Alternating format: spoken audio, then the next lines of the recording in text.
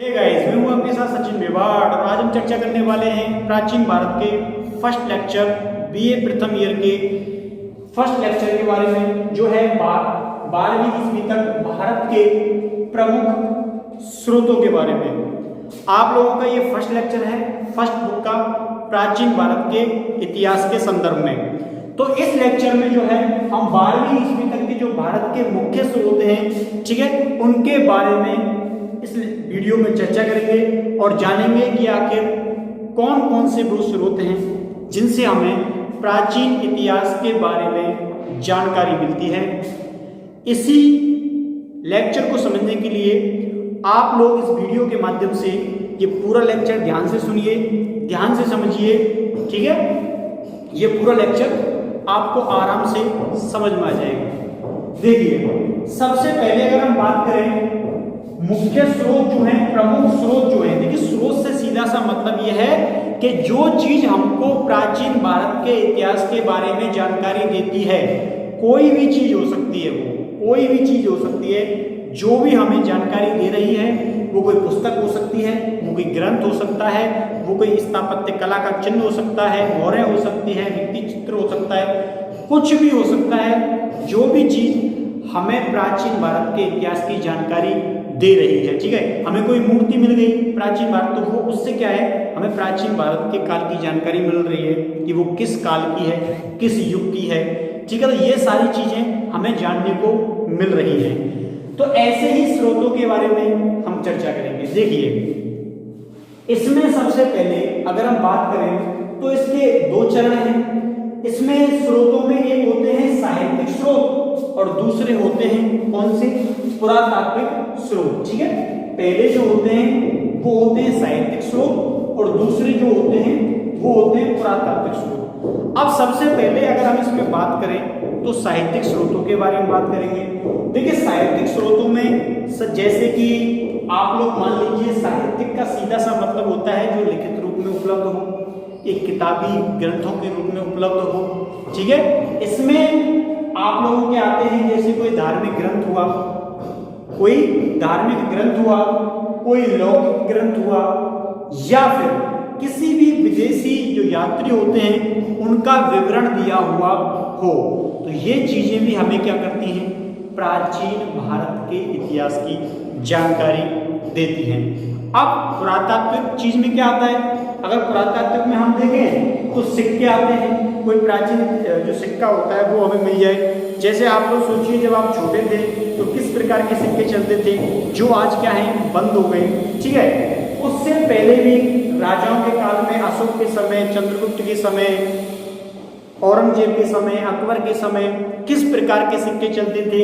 जब भी वो सिक्के किसी जमीन के नीचे दबे मिलते हैं तो क्या होता है, पुरातात्विक विभाग की टीम वहां जाती है और उन जो सिक्के होते हैं उनको इकट्ठा कर लेती है, ठीक है। कई बार ऐसी आप लोग न्यूज पढ़ते हो अखबारों में कि पोखर की खुदाई में या किसी तालाब की खुदाई में वहां से सिक्के प्राप्त हुए हैं, ठीक है, किसी जमीन की खुदाई में। तो क्या होता है, लोग उनको लूटने का प्रयास करते हैं, क्योंकि बहुत सारे सिक्के ऐसे होते हैं, उस समय चांदी के बने होते थे, सोने के बने होते थे, तांबे के बने होते थे या पीतल के बने होते थे। तो लोग क्या करते हैं, उनको लूटने का प्रयास करते हैं। लेकिन जैसे ही इस बारे में प्रशासन को खबर लगती है तो वहां प्रशासन पहुंचता है, पुरातात्विक विभाग की टीम पहुंचती है और उन सिक्कों को अपने अंडर में ले लेती है। फिर उसके बाद उस पर सर्च होती है कि वास्तव में किस शासक से जुड़े हुए सिक्के थे, ये सिक्के यहाँ कैसे आए, क्या ये क्षेत्र उस शासक के अधीन आता था, कैसी व्यवस्था थी। तो ये सब कुछ जानने को मिलता है सिक्कों के माध्यम से, ठीक है। उसके बाद जो दूसरी चीज आती है, मोहरें, ठीक है। प्रत्येक शासक के काल में अलग मोहरें होती थी, तो ये भी क्या करती हैं, इतिहास की जानकारी उपलब्ध कराती है। तीसरी जो महत्वपूर्ण चीज है वो क्या है, वो है मूर्तिकला। मूर्तिकला किस शासक के समय कैसी थी, उससे हमें अंदाजा लग जाता है कि ये किस शासन वर्ग से संबंधित मूर्ति है, या किस कालखंड में बनी हुई मूर्ति है, या ये किस धर्म विशेष से जुड़ी हुई मूर्ति है।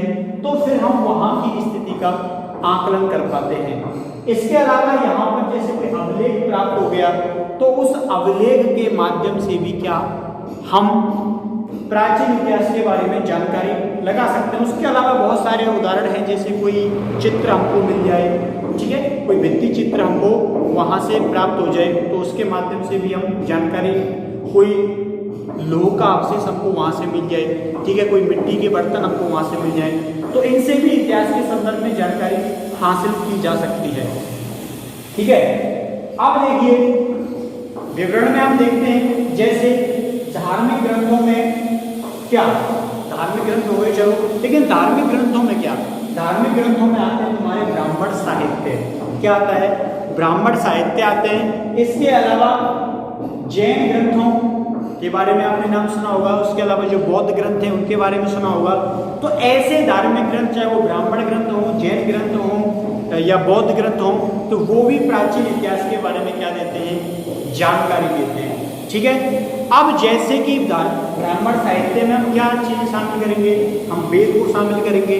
ठीक है, जो वेद हैं वो भी क्या देते हैं? प्राचीन भारत के इतिहास के संदर्भ में जानकारी देते हैं। उपनिषद हुए वो भी जानकारी देते हैं, पुराण हुए वो भी क्या करते हैं?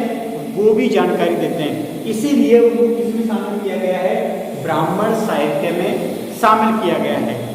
अब इसमें हम इनको एक एक करके पढ़ेंगे।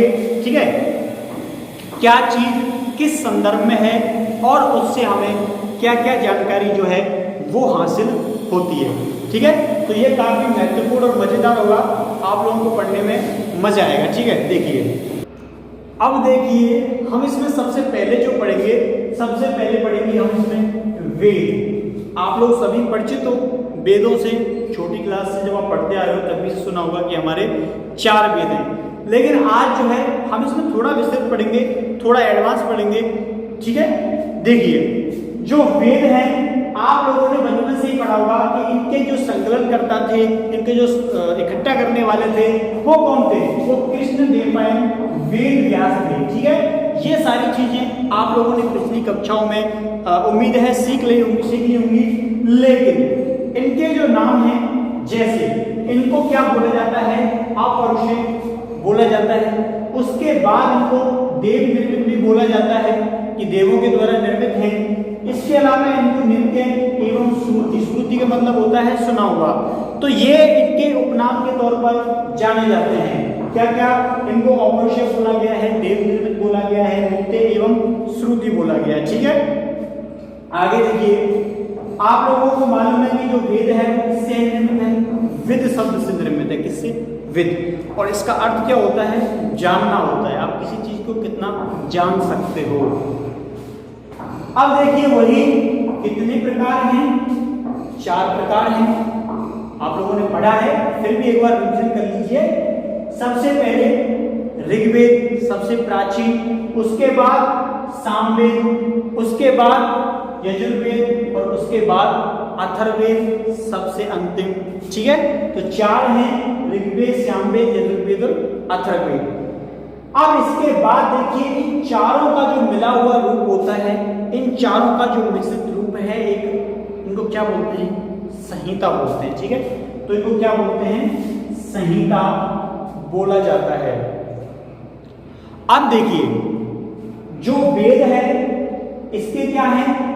उपवेद हैं और इनका प्रतिपादक कौन है। ठीक है, तो ये चीजें मैंने यहाँ पर लिखी हैं। उसके अलावा मैं मुंह से भी बोलूंगा ताकि आपको स्पष्ट सुनाई दे और दिखाई भी दे।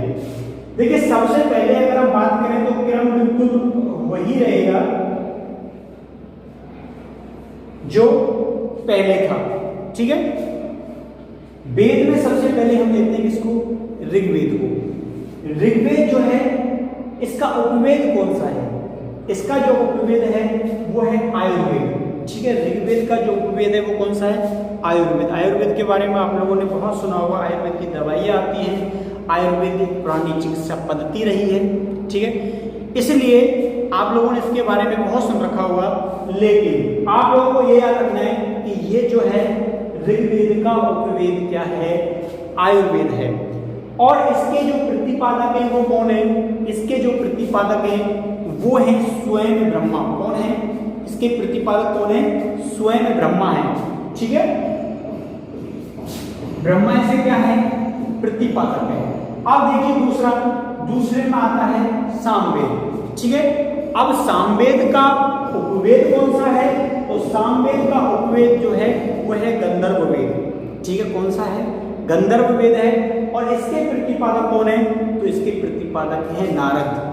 अब नारद से तो आप लोग सभी भली भांति परिचित होंगे, क्योंकि उनका 5 मिनट से ज्यादा एक स्थान पर जो रुकना है वो क्या होता है? दुर्लभ होता है। ठीक है, तो सामवेद का क्या हुआ? गंधर्व वेद हुआ। इसके प्रतिपादक कौन है? नारद है। अब देखिए तीसरा यजुर्वेद। अब यजुर्वेद का जो उपवेद है वो क्या है? वो है धनुर्वेद। और धनुर्वेद क्या है? इसका उपवेद है। किसका उपवेद है? यजुर्वेद का उपवेद है। और इसके जो प्रतिपादक हैं वो कौन है? कौन है? विश्वामित्र है। ठीक है, विश्वामित्र क्या है? इसके प्रतिपादक हैं। किसके प्रतिपादक हैं? यजुर्वेद के प्रतिपादक हैं विश्वामित्र। ठीक है, अब देखिए अंतिम जो है अथर्ववेद। और अथर्ववेद जो है उसका उपवेद क्या है? उसका उपवेद है शिल्पवेद। शिल्पवेद को आप लोग बोल सकते हो स्थापत्य वेद। ठीक है, शिल्पवेद या स्थापत्य वेद, कई जगह स्थापत्य वेद भी लिखा हुआ मिल जाता है। तो अथर्ववेद का उपवेद हुआ शिल्पवेद। अब इसके प्रतिपादक कौन है? तो इसके प्रतिपादक जो है वो कौन है? आप लोगों ने कई बार नाम सुना होगा, विश्वामित्र। कौन है? वो विश्वकर्मा इसके क्या है? प्रतिपादक है। ठीक है, विश्वकर्मा क्या है? इसके प्रतिपादक हैं। और विश्वामित्र जो है वो किसके हैं? वो है धनुर्वेद के। तो ये इनके वेद थे और इनके कुछ उपवेद थे। और उन उपवेदों के क्या हमने लिखे? प्रतिपादकों को हमने समझने का प्रयास किया। ठीक है, तो ये वेद हुए। इसके संकलनकर्ता किसने पाए? वेदव्यास थे। इसके अलावा इनको अपौरुषेय, देव निर्मित, नित्य एवं श्रुति कहा गया है। इसका उद्गम किससे हुआ है? वेद से हुआ है। इसके अलावा 4 हैं, ऋग्वेद, सामवेद, यजुर्वेद और अथर्ववेद। ठीक है, क्रमबद्ध तरीके से याद रखना है, आसान है, याद रख सकते हो। इसके अलावा इनको क्या बोलते हैं? चारों को इनको संहिता बोला जाता है। ठीक है, अब देखिए इनके वेद, उपवेद और प्रतिपादक में बात करें। ऋग्वेद का आयुर्वेद है, प्रतिपादक से कौन है? ब्रह्मा है। सामवेद का उपवेद गंधर्ववेद है, प्रतिपादक कौन है? नारद है। यजुर्वेद का क्या है? धनुर्वेद है, प्रतिपादक कौन है? विश्वामित्र है। और अथर्ववेद के शिल्पवेद, इसके प्रतिपादक कौन है? विश्वकर्मा है। ठीक है, उम्मीद है आपको समझ में आया होगा। इसके बाद देखिए इसमें हम जो है वो उपनिषदों के बारे में चर्चा करेंगे। ठीक है, उपनिषदों के बारे में आपने सभी ने सुना होगा और समझा भी होगा। देखिए उपनिषद जो है उसका सीधा सा अर्थ होता है, इसका 3 शब्दों से मिलकर क्या हुआ है? निर्माण हुआ है। देखिए उप मतलब होता है गुरु के पास। ठीक है, गुरु के पास। नी का मतलब होता है शिष्य। और सद का मतलब होता है बैठना, यानी कि गुरु के समीप बैठना। ठीक है, सीधी सी परिभाषा तुमको याद रखेगा। उपनिषद यानी कि गुरु के पास। नी मतलब होता है शिष्य और सद मतलब होता है बैठना, गुरु के समीप बैठना। ठीक है, देखिए इसका जो रचनाकाल माना जाता है वो 1000 ईसा पूर्व से कितना माना जाता है? 300 ईसा पूर्व के मध्य में क्या माना जाता है? इसका रचनाकाल माना जाता है। तो उपनिषद का मतलब जो है गुरु के समीप बैठना, गुरु के निकट बैठना। ठीक है, अब देखिए इनको क्या बोलते हैं? इनको वेदांत भी बोला जाता है। क्यों बोला जाता है वेदांत? क्योंकि ये क्या है? वैदिक साहित्य का अंतिम भाग है। क्या है? अंतिम भाग है, इसलिए इनको वेदांत बोला जाता है। वेदांत अंत मतलब, ठीक है, वैदिक साहित्य का क्या है? अंतिम भाग है। इसलिए इनको वेद का ज्ञान कांड भी कहा जाता है। क्या कहा जाता है इनको? कि इनमें क्या है? वेद का ज्ञान कांड है, इसलिए इनको क्या बोला जाता है? वेद का ज्ञान कांड बोला जाता है। इसमें आत्मा एवं ब्रह्म, इनका जो केंद्र है वो आत्मा और ब्रह्म है। इसके अलावा इसमें आत्म विद्या के बारे में क्या की गई है? चर्चा की गई है। आत्म विद्या क्या है? केंद्र है। आप लोग किस प्रकार अपने जो अंदर का ज्ञान है उसको बढ़ा सकते हो। ठीक है, इसके अलावा सबसे महत्वपूर्ण जो है, सबसे बड़ा, अगर सबसे बड़ा बात करें, सबसे बड़ा उपनिषद कौन सा है? तो वो है बृहदारण्यक उपनिषद। कौन सा भंडारक उपनिषद सबसे बड़ा है और सबसे छोटा कौन सा है? तो सबसे छोटा है मांडुक्य उपनिषद। कौन सा उपनिषद? मांडुक्य उपनिषद जो है वो सबसे छोटा है। अब आपके मन में ये सवाल आ रहा होगा कि आखिर ये है कितने, ठीक है, आखिर में ये है कितने? तो देखिए इनके जो संख्या है वो 108 है, भाषा संस्कृत है। किसमें लिखा हुआ है कि 108 है? आप लोग पूछ सकते हो ना कि कहाँ लिखा हुआ है कि इनकी संख्या 108 है, तो कहाँ वर्णन है? मुक्तिकोशनिषद, ठीक है, मुक्तिकोशनिषद में ये लिखा हुआ है कि इनकी संख्या कितनी है? 108 है। शंकराचार्य जो हुए थे इन्होंने 10 का उल्लेख किया है कि 10 महत्वपूर्ण हैं, ठीक है, कितनों की उल्लेख किया है? 10 का महत्वपूर्ण उल्लेख किया है। वास्तविक रूप से 108 माना गया है, भाषा संस्कृत मानी गई है, समय काल 1000 ईसा पूर्व से 300 ईसा पूर्व के मध्य में माना गया है, ठीक है।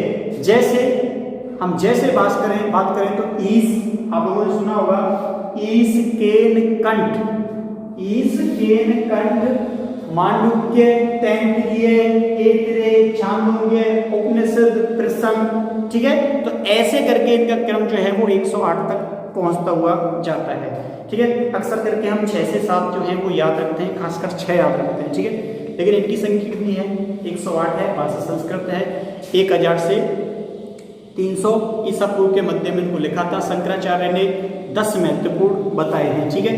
तो ये थी उपनिषद के बारे में छोटा सा आपको चर्चा थी कि उपनिषद है क्या, इनको वेदांत क्यों बोला जाता है, ठीक है, इनको वेद का ज्ञान कांड क्यों बोला जाता है। इसके अलावा आत्मा और ब्रह्म के बारे में चर्चा है, केंद्रित है।